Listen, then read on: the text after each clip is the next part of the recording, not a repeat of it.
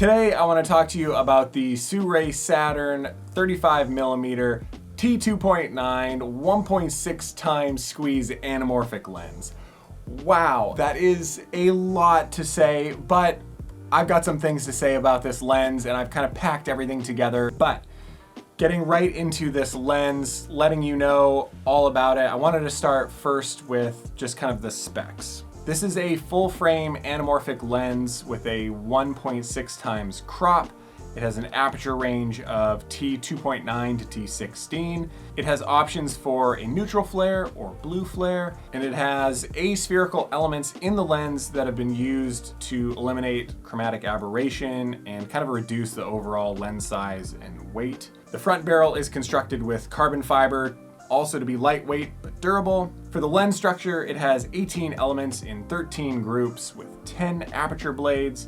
It weighs in at almost nothing, 425 grams, and its minimum focus is 0.9 meters or about 3 feet. All right, let's jump in the water. So with all those specs kind of out of the way, you know, if you've been watching this channel at all, what I'm getting into. Pros and cons lists. I love pros and cons lists. So let's start off with the pros. And the biggest pro is the size of this lens. This is a tiny, compact, light lens. So you can use this lens in a whole bunch of different shooting scenarios. You can put it on FPV drones. I was able to put this in my water housing. I don't know of too many anamorphic options where you can put it in a water housing, something like an Aquatech. Usually you've got to build out a pretty big underwater rig in order to house anamorphic lenses. So that was pretty cool. It's only 103 millimeters long, so SIRUI touts this as kind of the world's smallest carbon fiber full frame 35mm anamorphic lens. So I don't know if because of all those titles, it makes it the world's smallest, or it actually is kind of the world's smallest 35mm anamorphic lens. I don't know. Maybe that's just good marketing. But regardless, having this thing super lightweight just allows you to do easier run and gun options and just configure it into different tight spaces and take it in places where you normally can't take a massive anamorphic lens. Which also goes into the build quality, it being carbon fiber and metal.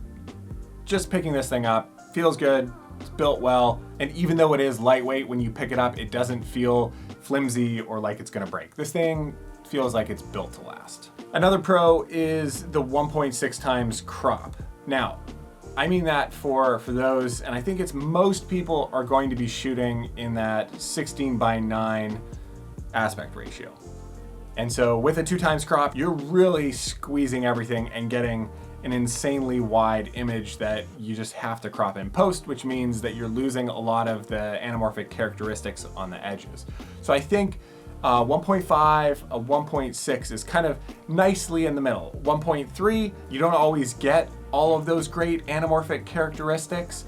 And with a 2 times, it's too much of a squeeze. So I think that 1.5, 1.6 is actually a really nice squeeze option, especially for those that are shooting with a 16:9 aspect ratio. So I think the image is awesome. Again, mentioning with those aspherical elements, it also cuts down on the chromatic aberration. CA is kind of like one of my biggest pet peeves. Just for me personally, some people like it and want that as part of dirtying up their image or having character in their image. But for me, I just don't like it at all. And so I'd rather have other kind of characteristics in my image other than CA. So I like that there is none in there, or hardly any, because of those aspherical elements that are in the lens. And then speaking of the flare, I do like that they have the option for the neutral flare. I opted to shoot on that neutral flare just because then sometimes it can pick up kind of different colors and it's not just that strong blue or strong gold. I liked having that option, and it's not too strong of a flare either. There's some anamorphic lenses where that flare just dominates the image. Here, it doesn't. I think they did a really good job on making it apparent, but not oversaturating and just like punching you in the face with that flare. The price at around $1,200, $1,300, I think is great, kind of for that budget anamorphic option. Again, that could be way too expensive for some, but for others, and especially those that know about anamorphic lenses, that is a budget price range for anamorphics. And the other biggest pro, I think, is that there is a constant squeeze throughout the image.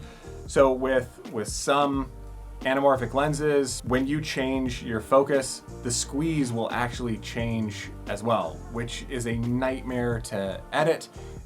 But with this, it stays the same throughout the entire focal throw. So I think that's great. I think that's how every anamorphic lens should be. But yeah, just the fact that I don't have to worry about the squeeze factor changing when I'm focusing far or close up, awesome.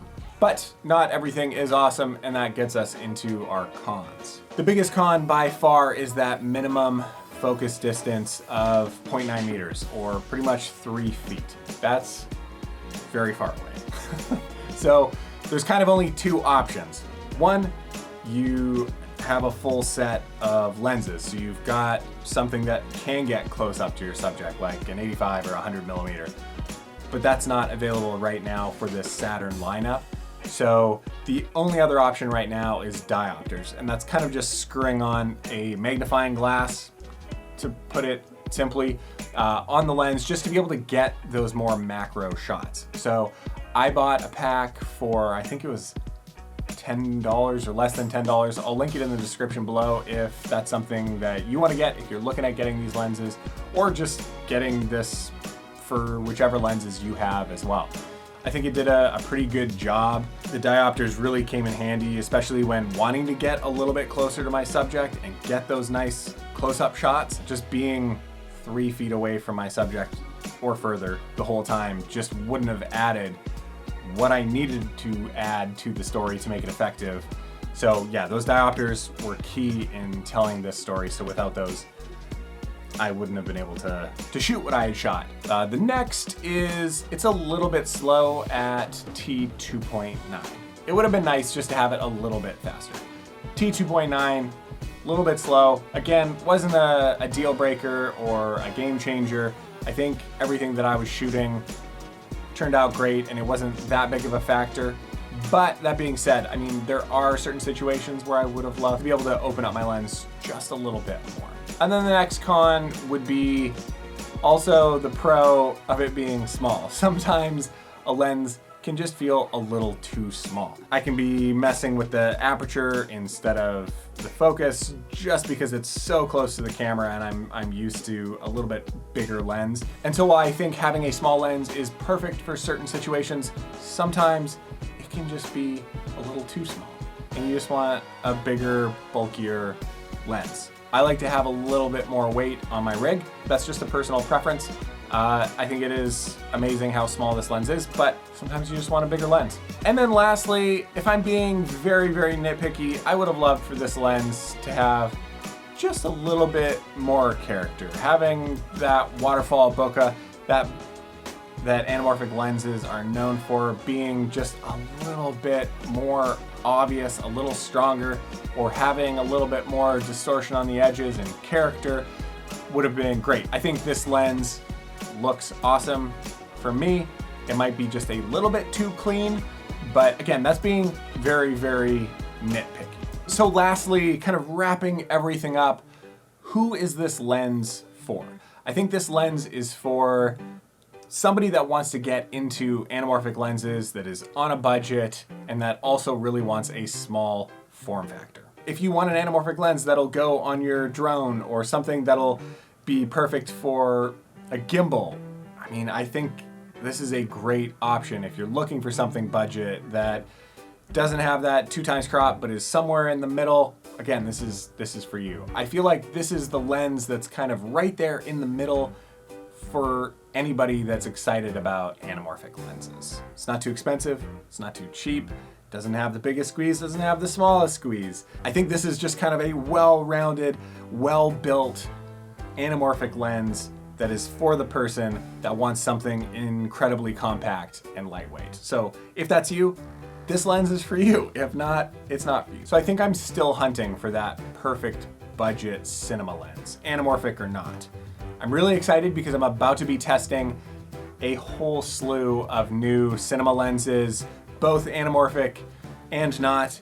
So stick around because there's going to be a lot more reviews coming. I'm also going to be diving a lot more into just Maui and Hawaii content too. So if those are two things that you're interested in, they will be blended together. But I'm excited to take you guys along on behind the scenes shoots and touring around where I live here in Maui. So if you have any questions about this lens or about anything that I've mentioned or about other videos on the channel, make sure to let me know in the comments below. I do want to hear from you.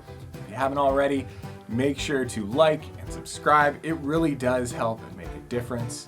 And I'll see you on the next video. Today, I want to talk to you about the full frame SIRUI Saturn 35mm T2.9. There's so many.